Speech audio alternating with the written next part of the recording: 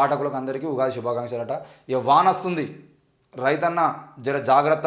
హఠాత్తుగా మారిన వాతావరణం 4 రోజుల పాటు వర్షాలు ఉండేటువంటి అవకాశాన్ని, కొన్ని జిల్లాల్లో ఉరుములు మెరుపులతో కూడినటువంటి వానలు ఉంటాయి. నగరవాసులకు ఉక్కపోత నుంచి విముక్తి, వ్యవసాయ రంగం అప్రమత్తం, చేతికొచ్చిన పంట నేలపాలయ్యే ప్రమాదం, వరి కోతల వాయిదా మంచిదంటున్న అధికారులు. టార్పాలిన్లు సిద్ధంగా ఉంచుకోవాలని చెప్పేసి ఆరుబాయిట ధాన్యం ఆరబెట్టదని చెప్పేసి అధికారులు చెప్తున్నారు. మొత్తానికి అయితే 4 రోజుల పాటు వర్షాలు కురిచేటువంటి అవకాశం ఉన్నాయట. ఈ వర్షాలు కురిసే అవకాశంతో పాటు తప్పకుండా కొన్ని జిల్లాల్లో ఉరుములు మెరుపులతో కూడినటువంటి వానలు ఉంటాయి. ఎట్టి పరిస్థితుల్లో పంట పొలాలకు సంబంధించిన విషయంలో కోసిన పంట ఏదైతుందో ఆ ధాన్యం కుప్పలకు సంబంధించిన విషయంలో మాత్రం ఆరుబయట ఆరేయద్దు, కుప్పలు చేసి పెట్టుకోండి అని చెప్పేసి అధికారులు చెప్తున్నారు. మరి తడిసేది ఉంటే, పంట తడిసేది ఉంటే మేము పంట నష్టం ఇస్తాము, లేదంటే తడిసిన ధాన్యాన్ని కూడా కొంటామని మాత్రం అధికారులు చెప్తలేరు. అది ప్రభుత్వం వెంటనే ప్రకటించాలి. ఒకవేళ ఈ 4 రోజుల పాటు వర్షేటువంటి వర్షాల వల్ల పంట నష్టాలు జరిగితే పంట నష్టానికి బాధ్యత ప్రభుత్వం వహించాలి. దాంతోపాటు ఎక్కడైనా ధాన్యం అంటే ఆ భారీ వర్షాల వల్ల కొన్నిసార్లు ఏమవుతుందనంటే చాలామంది కవర్లు కప్పుకోవచ్చు కానీ మాట్లాడతాను. కవర్లు కప్పుకోవడానికి ఈరోజు గ్రామాల్లోకి పోయి చూసుకుని వెళ్తుంది. ఆ గ్రామాల్లో ఉన్న రైతులు కిరాయిలో తెచ్చుకుంటారు కవర్లు. ఇంకో ఈ కుప్ప ప్రకారం ఈ ఒక్క కవర్ సరిపోతుంది అని చెప్పేసి ఒక్కొక్క కవర్కు రోజుకి 50 రూపాయలు 100 రూపాయల కిరాయి ఉన్నప్పుడు ఆ కవర్ తెచ్చుకొని కప్పుకోవడానికి కూడా డబ్బులు లేక పెట్టుబడి పెట్టి ఇప్పుడు ఆ పంట అమ్ముకుంటే కదా మన పైసలు వచ్చేది రైతుకు.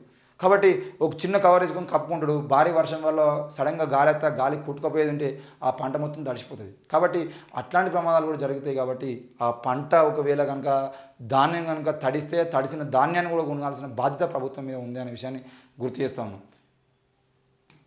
ఈ వాతావరణం ఒక్కసారిగా మారిపోయింది. ఒకవైపు ఉష్ణోగ్రతలు తగ్గుముఖం పట్టాయి.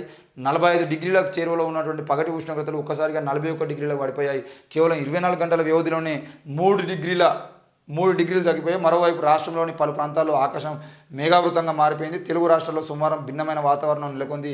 తెలుగు ప్రజల తొలి పండుగ ఉగాది సందర్భంగా వాతావరణ శాఖ ప్రజలకు చల్లటి కబురును అందించిందని చెప్పేసి ఇక మంచినీటికి భరోసా. బెంగళూరు సీన్ భాగ్యనగరంలో రిపీట్ కాదు, అవన్నీ అవాస్తవాలే. గ్రేటర్ మంచినీటి అవసరాలకు సరిపడా నిల్వలు ఉన్నాయి. కొన్ని ప్రాంతాల్లో భూగర్భ జలాలు తగ్గడంతో ఎండిపోయిన బోర్లు, ఫలితంగా అక్కడక్కడకు ట్యాంకర్లకు పెరిగిన డిమాండ్. ఈ నెల 15 నుంచి అత్యవసర పంపింగ్ సమీక్షా సమావేశంలో పురపాలక శాఖ ముఖ్య కార్యదర్శి దానా కిషోర్. మొత్తానికైతే మంచినీటికి భరోసా ఇస్తున్నాం. బెంగళూరు లాంటి పరిస్థితులు ఇక్కడ రావు, మేము దానికి కావాల్సినటువంటి చర్యలు కూడా చేపట్టామని చెప్పేసి అయితే మరి దానా కిషోర్, పురపాలక శాఖ ముఖ్య కార్యదర్శి దానా కిషోర్ గారు అంటున్నారు. ఎట్టి పరిస్థితుల్లో హైదరాబాద్లోని మహానగరానికి ఉస్మాన్ సాగర్, హిమాయత్ సాగర్, సింగూరు, మంజీరా, కృష్ణ 1, 2, 3 గోదావరి ఫేజ్ 1 నుంచి జరుగుతున్న మంచినీటి సరఫరాకు సంబంధించి అన్నింటిని మేము సమీక్షిస్తున్నాం. ఎట్టి పరిస్థితుల్లో కూడా ఏ ప్రాంతంలో బోర్లు ఎండిపోయినా అక్కడ ట్యాంకర్లకు మేము పంపించడానికి ప్రయత్నం చేస్తాం. ట్యాంకర్లను కూడా తప్పకుండా అందుబాటులో ఉంచుతామని చెప్పేసి ఈరోజు మరి పురపాలక శాఖ నాయకులు చెప్తున్నారు, పురపాలక శాఖ అధికారులు చెప్తున్నారు. మరి హైదరాబాద్లో నీటి కొరత రాకుండా చూస్తున్న ప్రయత్నం అయితే కాంగ్రెస్ ప్రభుత్వం చేస్తూనే ఉంది. మొన్ననే రేవంత్ రెడ్డి కూడా అదే చెప్పిండు, కరెంటు కష్టాలు రావద్దు, నీటి కష్టాలు రావద్దు అని చెప్పేసి. ఎందుకంటే లోక్సభ ఎన్నికలు ఉన్నాయి కాబట్టి హైదరాబాద్ మహానగరంలో బిందెలు పట్టుకుని రోడ్ల మీదకి వచ్చి ధర్నాలు మొదలు పెడితే ఒక్క ఏరియాలో స్టార్ట్ అయింది అంటే మొత్తం హైదరాబాద్ పట్టణం మొత్తం అదే పరిస్థితి ఉంటాయి. కాబట్టి ట్యాంకర్ని అడ్డుకోవడము, ట్యాంకర్ దగ్గర గొడవ వేయడము, నీటిని నింపుకోవడం, ఇవన్నీ పెద్ద సీన్ రిపీట్ అవుతాయి. కాబట్టి అట్లాంటి ప్రయత్నం జరగద్దు, అట్లాంటి అవకాశమే రావద్దు అని చెప్పేసి రేవంత్ రెడ్డి చెప్పడం జరిగింది. మరి దానికి సంబంధించిన విషయంలో అధికారులు ఏ రకంగా ముందు పోతారో చూద్దాం. ఇక తుర్కయాంజల్ హత్య కేసులో కొత్త ట్విస్ట్. హత్యకు గురైన వ్యక్తి మాజీ నక్సలైట్ తిరుపతి బాలన్నగా గుర్తింపు. గతంలో నయీం గ్యాంగ్లో కీలకంగా పనిచేసిండు. బాలన్నపై 35 పైగా హత్య కేసులు. తుర్కయాంజల్ మర్డర్ కేసులో కొత్త కోణాలు వెలుగులోకి వచ్చాయి. 3 రోజుల క్రితం గంజాయి మత్తులో తండ్రిని హత్య చేసినట్టు వార్తలు రావడంతో పోలీసులు కొడుకుని అదుపులోకి తీసుకొని విచారణ చేపట్టారు. విచారణలో విస్తుపోయే నిజాలు వెలుగులోకి వచ్చాయి. హత్యకు గురైన వ్యక్తి మాజీ నక్సలైట్ తిరుపతి బాలన్నగా గుర్తించారు. గతంలో నయీం గ్యాంగ్లో కీలకంగా పనిచేశారని, ఇతనిపై 35కు పైగా హత్య కేసులు ఉన్నాయని చెప్తున్నారు. మరి బాలన్న హత్యకు కారణాలు పోలీసులు శోధిస్తున్నారు.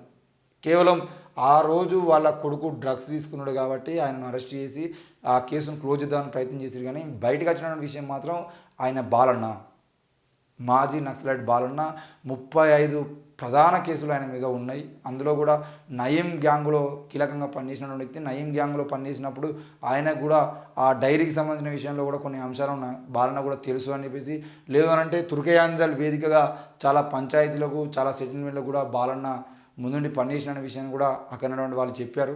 ఈ విషయంలో మరి పోలీసులు అసలు హత్య చేసింది ఎవరు అనేది బయట పెడతారా, లేదంటే గంజాయి మత్తులో వాళ్ళ కొడుకున్నాడు కాబట్టి ఆయన మీదనే కేసు క్లోజ్ చేయాలని ప్రయత్నం చేస్తారా, బాలన్నను చంపింది ఆయన కొడుకేనా లేదు అని అంటే వేరే వాళ్ళు మాజీ నక్సలైట్గా ఉన్నటువంటి బాలన్నపై తిరుపతి బాలన్నపై హత్య ప్రయత్నం చేశారని ప్రయత్నం చేసిర్రా, అసలు ఏం జరిగింది ఆ హత్య కేసులో అసలు నిజాలు ఎంత అనేది పోలీసులు బయట పెట్టాల్సింది. మరి ఆ క్లూస్ టీమ్ వాళ్ళందరూ చూసినటువంటి ఆధారాల ప్రకారంగా ఏం తీసుకున్నారు ఏంది, అసలు వాళ్ళ కొడుకే చంపినటువంటి ఆనవాళ్ళు అక్కడ ఉన్నాయా లేవా అనేది కూడా అర్థం కాని పరిస్థితి.